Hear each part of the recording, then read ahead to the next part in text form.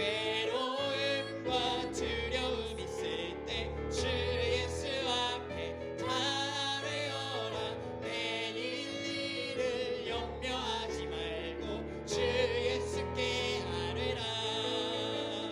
주 예수 앞에 달려라. 주리의 친구니 무엇이나 근심하지 말고 주 예수께 아뢰라. 아멘.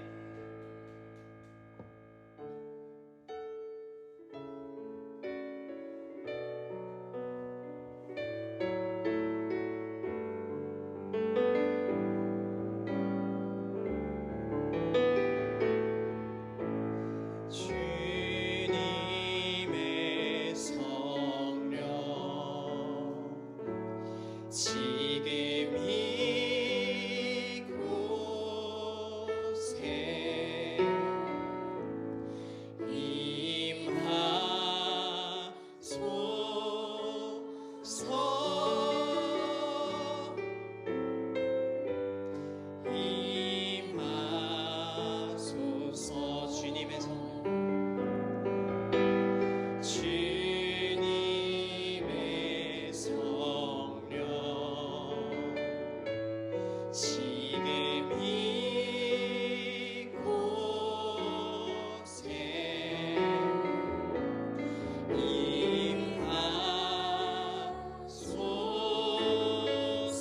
성령 지금 이곳에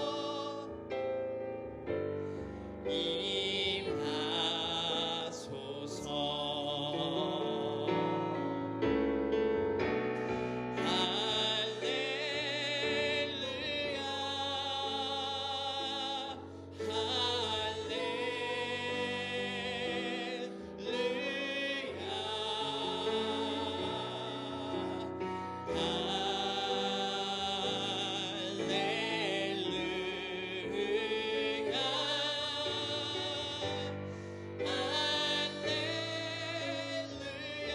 주님의 성령 주님의 성령 지금 이곳에 지금 이곳에 주님의 성령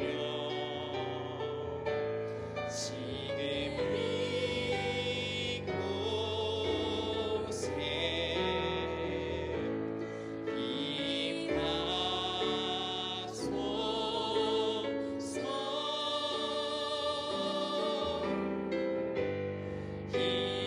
임하소서. 다시 한 번 더 주님의 성령 지금 이곳에 주님의 성령 지금 이곳에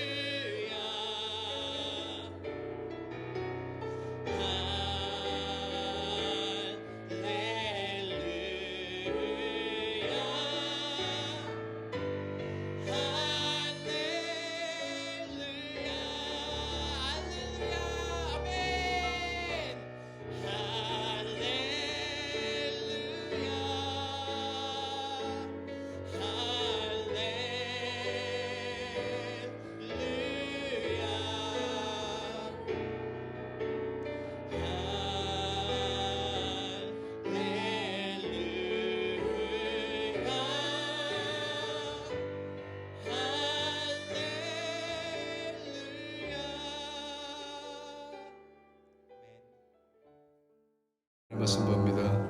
데살로니가전서 2장 17절에서 20절까지 보겠습니다. 앉으시 기도합니다. 형제들아, 우리가 잠시 너희를 떠난 것은 얼굴이요 마음은 아니니 너희 얼굴 보기를 열정으로 더욱 힘썼노라.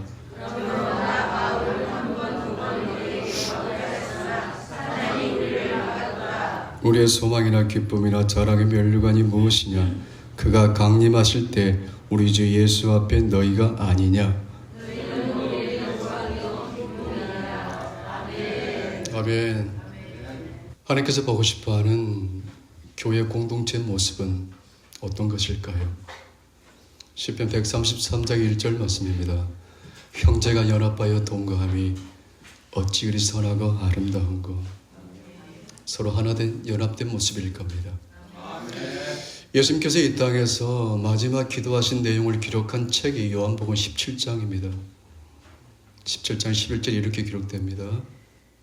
아버지, 우리가 하나가 된 것처럼 저들도 하나가 되게 하옵소서. 예수님 역시 우리가 하나 되는 것을 원하셨습니다. 여러분, 예수님께서 승천하실 때 그 광경을 목격한 사람이 얼마쯤 되겠습니까? 최소한 120명 이상입니다. 그들이 오순절 마가의 다락방에서 전혀 합심하여 금식하며 기도했을 때 그때 그들이 성령 침례를 받게 됩니다. 여러분, 그들이 언제 성령 침례를 받았다고요? 더불어서 마음을 같이해서 하나가 됐을 때. 여러분, 그 좁은 장소에서 그들이 마음이 하나가 되지 못했다면 10일 동안 금식한다는 것은 불가능합니다. 하나로 연합됐을 때 하나님께서 성령을 물붓듯이 부어주셨습니다. 이렇듯 성부, 성자, 성령 삼일체 하나님은 우리가 그리스도 안에서 우리가 하나가 되는 것을 원하신다, 그겁니다.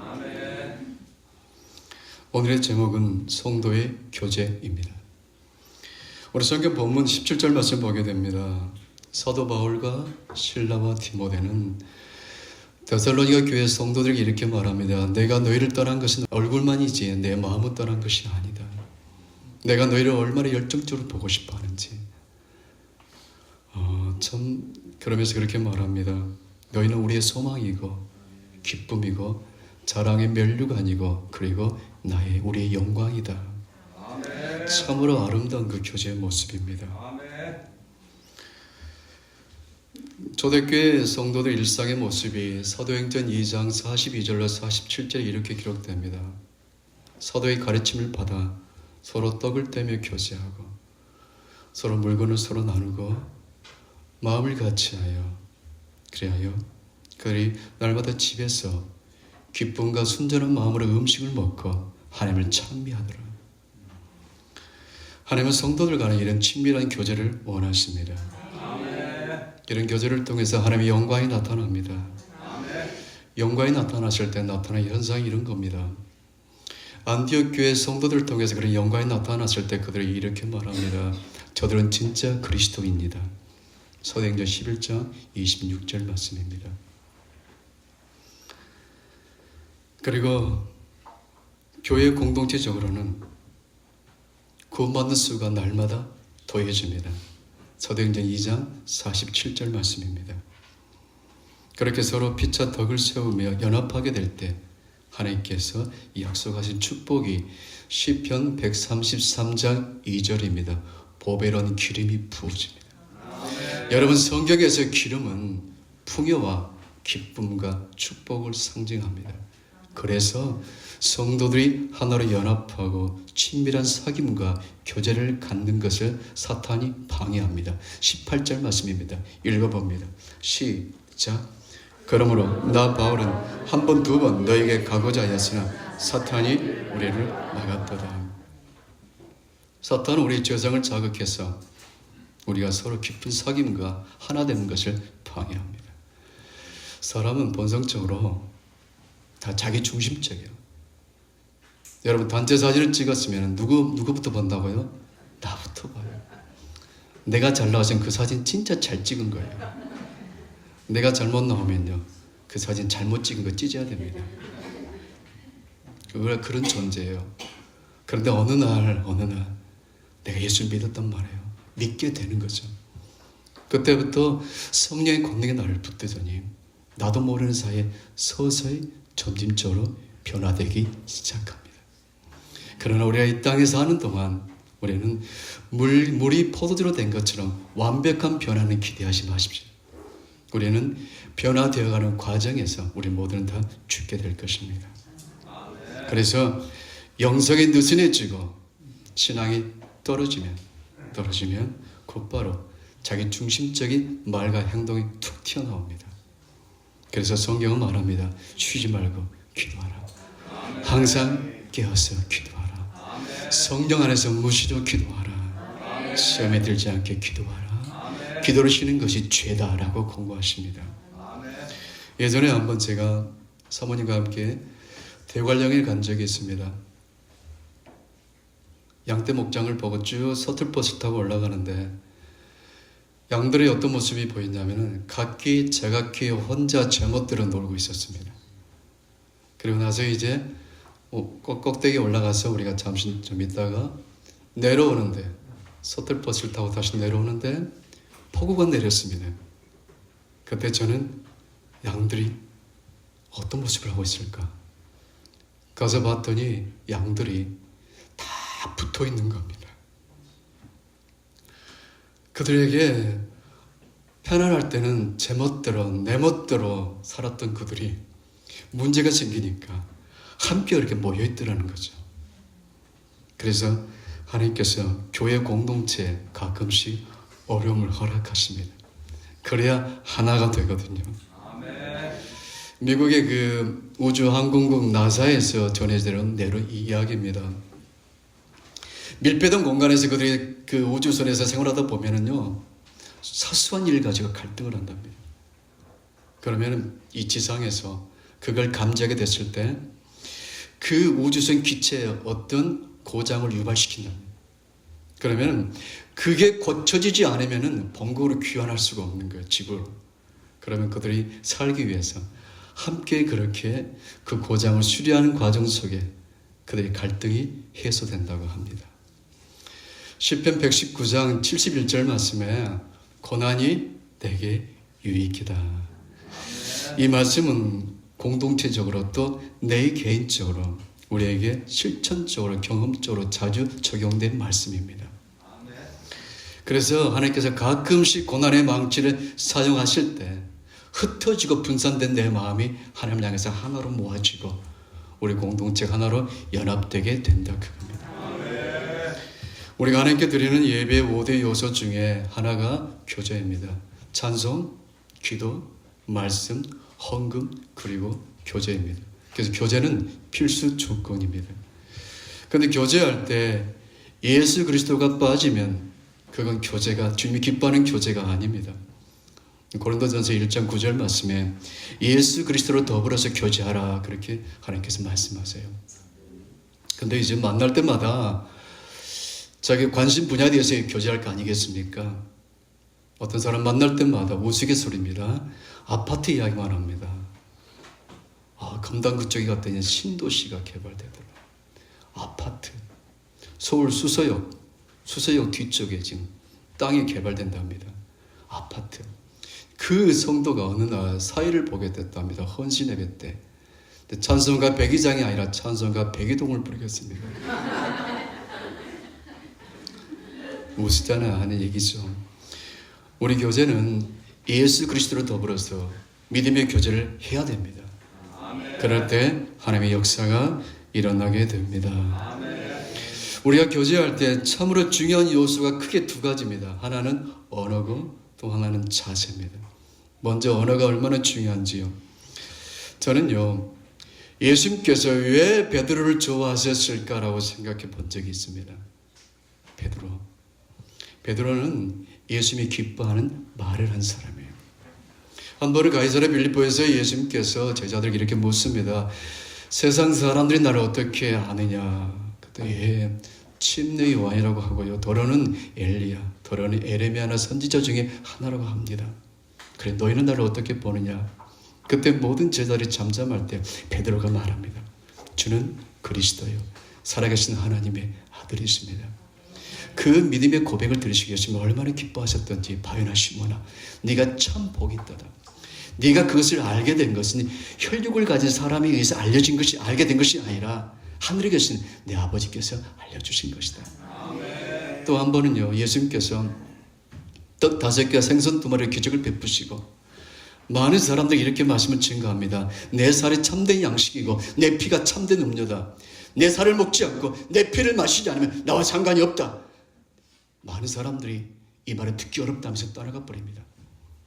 그때 제자들을 향해서 예수님께서도 너희도 떠나겠니? 그때 베드로가 말합니다. 주여, 영생의 말씀이 계시매 우리가 누게로 가오리까? 예수님 마음이 흡족하신 거예요. 또 한 번은 예수님께서 밤사경에 폭풍을 만난 제자들이 힘겹게 노를 젓고 있을 때 바다 위를 걸어오셨습니다. 제자들이 말합니다.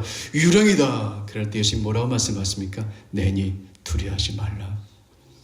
그럴 때 베드로의 멋진 말이 있죠. 주여, 만일 주시려든 저를 명하사 물리를 걷게 하소서. 그 믿음의 말이 주님의 마음이 기쁨이 됐다는 거예요. 아멘. 할렐루야. 아멘. 베드로의 언어가 주님을 기쁘게 한 거예요. 그래서 정말 교제할 때 언어가 참 중요합니다. 우리 속담에도 말 한마디에 천냥빛을 갖는다는 말이 있지 않습니까? 누군가의 말 한마디가요, 다시 내 인생의 꿈을 갖게 만들고요, 내 인생을 춤추게 만들고, 누군가의 그 말 한마디가 다시 두 주먹 불끈 치게 하는 용기를 갖게 하기도 한다 그거예요. 아멘. 내 고집대로, 내 기분 내킨대로 말하지 마십시오. 민수기 14장 28절 말씀에 하나님께서 나는 너희가 한 말 그대로 내가 너에게 행하겠다라고 말씀하세요. 허구한 날 원망의 말을 하게 되면 결국 온 없이 망하게 됩니다. 이스라엘 출애굽 1세대 광야교회 교인들 보십시오. 허구한 날 원망하다가 결국은 그 1세대 모두는 가나안 땅을 밟지도 못하고 광야에서 다 죽게 됩니다. 주여, 우리의 입을 제발 먹여주소서. 우리 입에 파수꾼을 세워주소서. 아멘. 야고보의 3장 7절로 8절 말씀 보니까 이 세상의 모든 것은 다 길들어진대요. 새도, 짐승도, 심지어 바다의 해물도, 심지어 벌레까지도. 그런데 사람의 혀는 길들일 사람이 없답니다. 오죽했으면 야고보 3장 2절에 우리가 모두 실수가 많지만 그러나 말에만 실수하지 않으면 내가 그를 온전한 사람으로 인정해 주겠다라고 말씀했겠습니까? 할렐루야.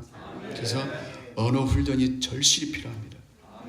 두 가지 언어 훈련이다. 첫 번째는 믿음이고요, 두 번째는 감사입니다. 여러분, 믿음과 소망의 말을 사용하는 사람하고 함께 교제하십시오. 부정적인 말을 하는 사람하고는 지혜롭게 거래를 유지하십시오. 하와가 왜 넘어졌습니까? 마귀가 와서 유혹하잖아요. 야, 하나님께서 동산에 있는 모든 열매를 먹지 말라고 하더냐? 라고 접근해요. 그때 하와가 아니다 싶으면 대화를 하자를 바꾸든지, 그게 여의치 않으면 자리를 피해야 됩니다. 끝까지 대화를 나누다가 결국은 넘어지고 맙니다. 그래서 여러분, 우리 믿음의 언어를 사용해야 됩니다. 백부장처럼요. 주여, 여기서 말씀만 없어서 내 아이 낳을 줄 믿습니다. 해당장 야이로의 딸이 12살 먹었는데 곧 죽어가요. 그때 그가 예수님께 와서 무릎을 탁 꿇으면서 말합니다. 주여, 내 딸이 당장 죽어가오니 오셔서 손을 대시면 내 딸이 살겠나이다. 굉장히 기뻐하시잖아요. 또 사도 바울은요, 빌립보 4장 13절 말씀에 내게 능력 주신 주 안에서 내가 모든 것을 할 수 있나이다. 가이사랴 빌립보에서 12명의 정탐꾼들이 40일 동안 가나안 땅을 정탐하고 나서 보고할 때 10명의 정탐꾼들은 절망적인 보고를 하지만 2명, 여호수아와 갈렙은 믿음의 보고를 합니다. 하나님을 거역하지 말라. 하나님 우리와 함께 하시면 저도 우리의 밥이다. 그 말 듣고 나 주님이 하신 말씀 뭡니까? 갈렙아, 너는 나를 온전히 쫓았은지 네가 밟는 땅마다 내가 너에게 죽었다고 약속하십니다. 믿음의 말을 사용하기를 축원합니다. 하나님이 세상을 말씀으로 창조하셨습니다. 사람은요, 하나님의 형상대로 지음받았습니다. 그러므로 우리 사람의 말에도 권세가 있다 그거예요. 잠언 18장 21절 말씀에 죽고 사는 것이 혀의 권세에 달렸다 그겁니다. 내가 축복의 말을 사용하면 나와 내 자손이 축복의 열매를 먹습니다. 나와 내 자손이, 내가 저주의 말을 사용하게 되면 나와 내 자손이 저주의 열매를 맺는데 그 저주가요, 잠언 18장 8절 말씀 보니까 뱃속 깊이까지 내려간다고 합니다. 여러분, 믿음의 언어를 사용하는 훈련을 하시기 축원합니다. 하나님의 축복은요, 사람을 통해서 역사합니다. 근데 신기한 게 뭐냐면 믿음의 말을 하는 사람, 소망의 말을 하는 사람 곁에는 사람을 붙이기 시작합니다. 말할 때마다 불신의 말을 하는 사람은 그나마 남아있는 그 복도 떨어져 나가고요, 사람도 곁에서 있기 싫어합니다. 두 번째는요, 감사의 언어를 사용해야 됩니다. 성숙한 성도의 특징이 바로 뭡니까? 모든 것을 감사로 품고 감사로 해석하고 감사의 언어를 사용합니다. 그래서 잠언 12장 28절 말씀 보니까 지혜로운 자의 혀는 그에게 양약 같다. 그 양약은 뭐냐면 모든 병을 고치는 능력 있는 약을 말합니다. 그래서 지혜로운 성도는 그래요. 내가 감사의 말을 사용하게 되면 그 말이 양약이 되어서 내 병을 고치겠구나. 그래서 그때부터 감사의 언어를 사용하게 됩니다. 여러분 몸의 병을 고치기를 원하신다면 오늘부터 감사의 말을 사용하시길 축원합니다. 그래서 우리가 그런 간증 예전에 들어본 적이 있어요. 아마 들어봤을 겁니다. 어떤 목사님 사모님이 암에 걸렸답니다. 병원에서 고치기 힘들다고 합니다. 근데 목사님이 사모님에게 노트를 주고 연필을 주면서 지금까지 생각했던 것 중에서 감사한 내용을 적어봐라 했답니다. 화를 벌컥 냈습니다. 내가 누구 만나서 암 걸렸는데. 그래서 노트를 집어 던졌대요. 그러다가 얼마 후에 그래 한번 적어볼까? 라고 하면서 적어봤답니다. 적어봤더니 교회 개척 갔을 때부터 지금까지 정말 고마웠던 사건들 사람들 한두 명이었겠습니까? 점점 감사가 이 속에 채워지더니요, 자기도 모르는 사이에 그 병이 깨끗이 고침받았답니다. 우리가 우리 언어를 잘 살펴봐야 돼요. 나는 감사의 언어를 많이 사용하는지 아니면 감사의 언어를 사용하지 않는지 몇 대 몇일까요? 감사의 언어를 많이 사용한다, 감사의 언어를 별로 사용하지 않는다, 몇 대 몇일까요? 5대 5? 아니요, 놀라지 마십시오. 누가복음 17장입니다. 온몸이 문둥이 걸린 사람들 10명이 사마리아와 갈릴리 사이에 있다가 소문을 들었어요. 나사렛 예수 그분이 모든 병을 고친단다. 소경의 눈도 뜨게 하고 죽병자도 고치고 죽은 자도 살린단다. 그러나 10명이 함께 우르르 몰려가면 돌에 맞아 죽을 것 같으니까 이들 믿음으로 기다린 거예요. 언젠가 그분이 우리 앞을 지나갈 것이다. 그 믿음이 예수님 발을 잡아당긴 거예요. 예수님이 드디어 나타났습니다. 이렇게 외칩니다. 예수 선생님, 우리를 불쌍히 여겨주소서.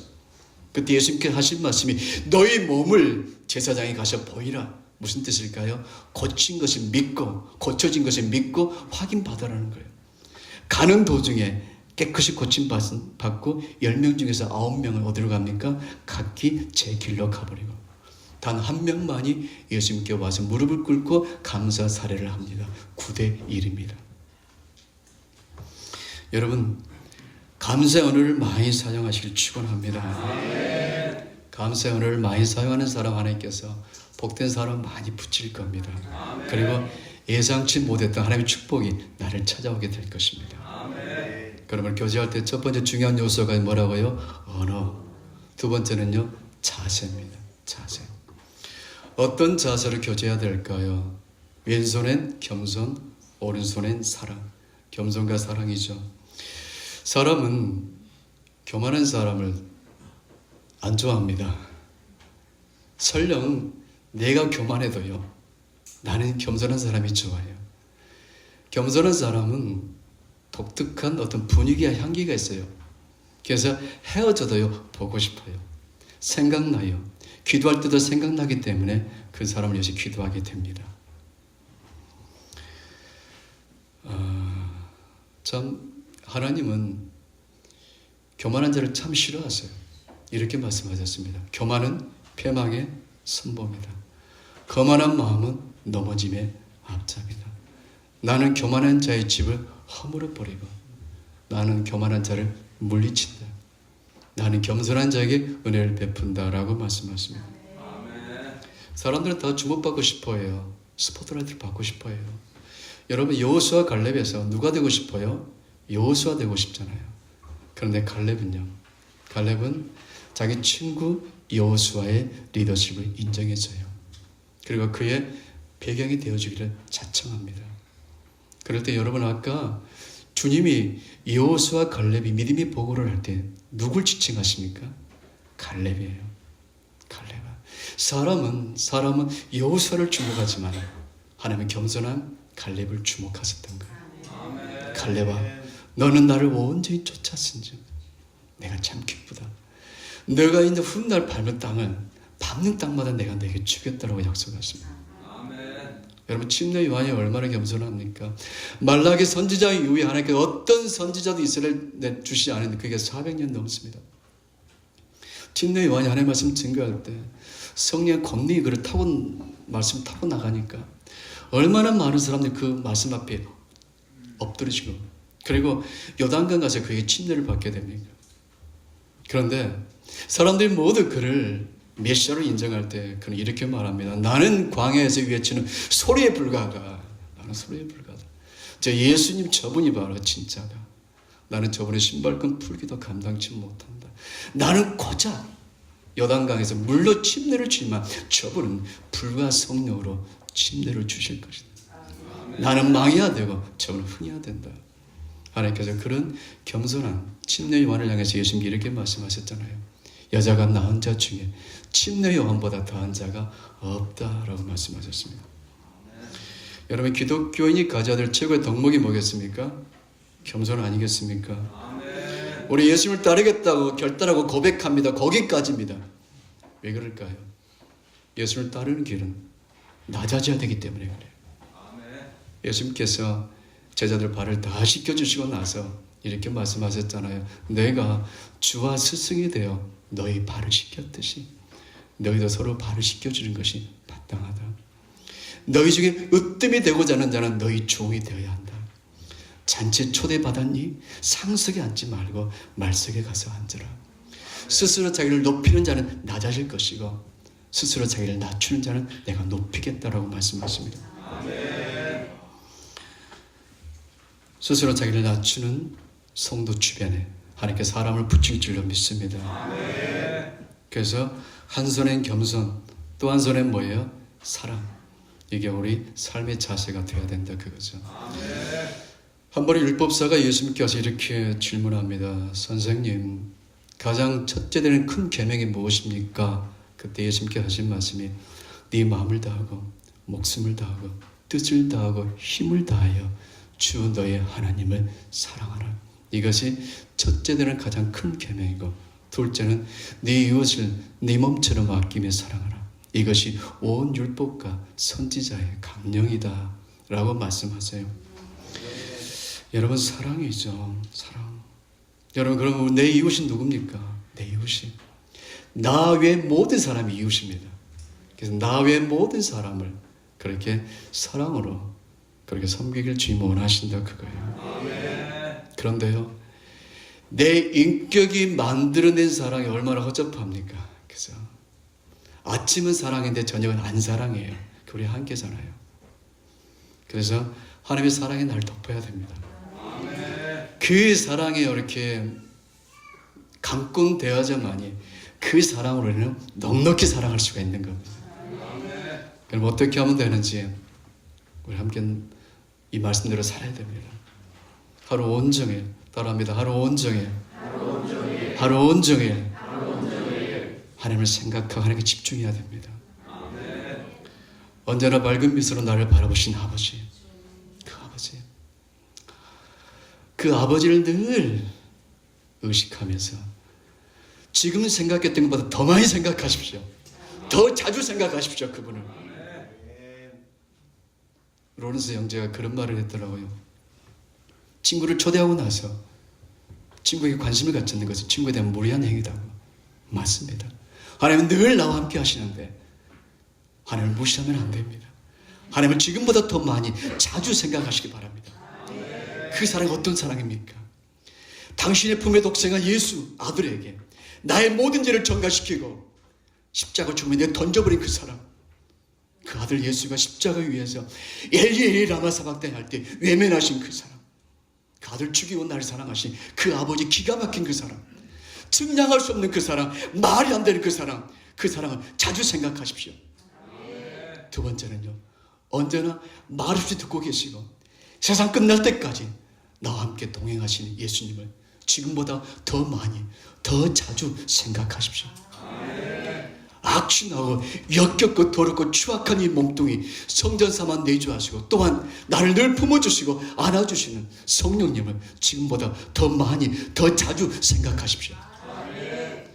아멘.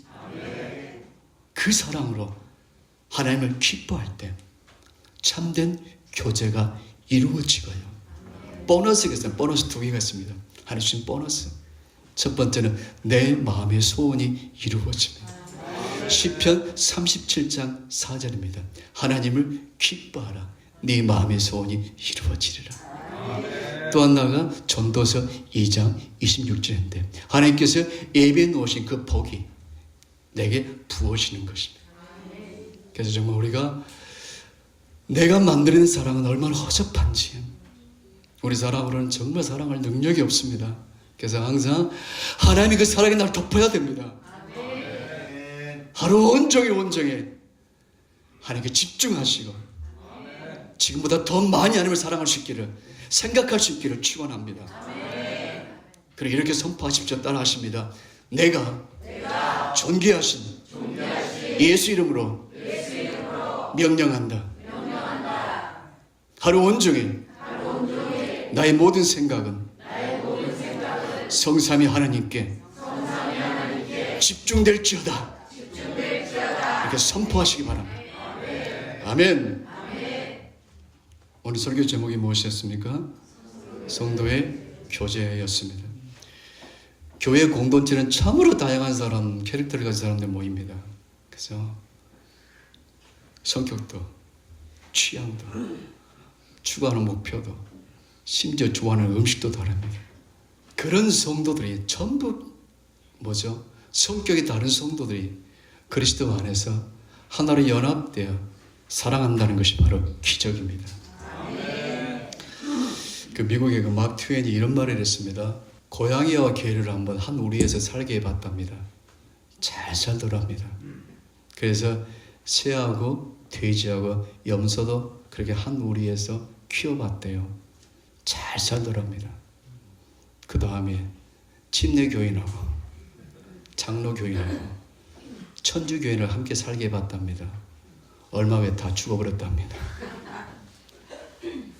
참 보면은 그리스도 안에서 우리가 각기 다른 캐릭터를 가진 사람들이 그리스도 안에서 그분 때문에 서로 사랑으로 품고 연합하는 것, 그게 바로 하나님 보시기에 너무 좋으신 거예요. 아멘. 할렐루야. 아멘. 그래서 오늘 성경 본문 말씀이 그런 거잖아요. 바울과 실라와 디모데는 그 데살로니가 성도를 향해서 그래요. 우리가 떠나는 것은 몸만 떠났지 마음은 너희 함께 있다. 그게 우리가 너희를 얼마나 보고 싶어하는지, 그런 교제.